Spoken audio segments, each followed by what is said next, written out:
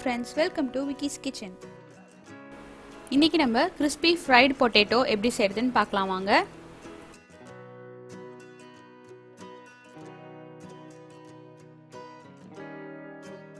இன்னும் நீங்க என் சேனலுக்கு subscribe பண்ணலனா மறக்காம subscribe பண்ணிடுங்க. பக்கத்துல இருக்க bell icon-ஐ click பண்ண மறந்துடாதீங்க. இதுக்கு நான் ஒரு உருளைக்கிழங்கு எடுத்துர்க்கேன். தோல் சீவிட்டு வாஷ் பண்ணி எடுத்துக்கிட்டேன். இது போல நீட்டா கட் பண்ணிக்கலாம். இப்போ நம்ம மசாலா ரெடி பண்ணிடலாம். 1/4 கப் மைதா, 1/4 கப் கார்ன்ஃப்ளவர் மாவு, 1 டேபிள்ஸ்பூன் அளவுக்கு காஷ்மீரி மிளகாய் தூள், 1/2 டீஸ்பூன் உப்பு, 1 டீஸ்பூன் மிளகுத்தூள்,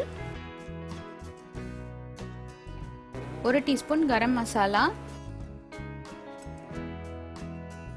1/2 டீஸ்பூன் அளவுக்கு சாட் மசாலா, இது வந்து ஆப்ஷனல் தான்.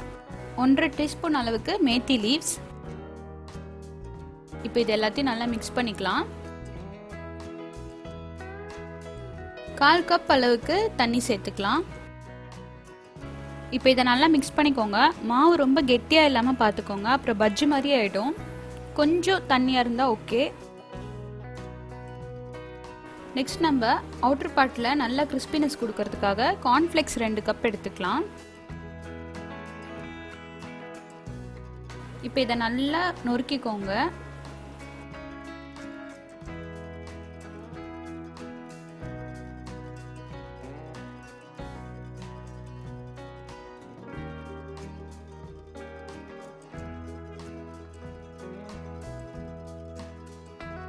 ஃபர்ஸ்ட் நம்ம உருளைக்கிழங்கை இந்த மாவில் டிப் பண்ணி எடுத்துக்கலாம். இப்போ இதை கார்ன்ஃப்ளேக்ஸில் கோட் பண்ணி அப்படியே உள்ளே வச்சுருங்க. அப்போ தான் நல்லா கிறிஸ்பியாக இருக்கும்.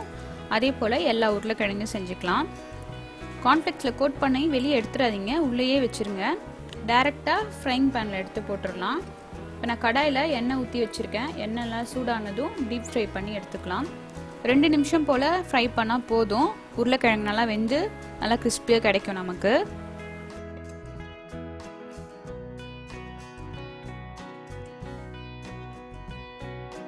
நல்லா 2 பக்கமும் வெந்துருச்சு. இப்போ நம்ம இதை எடுத்துக்கலாம்.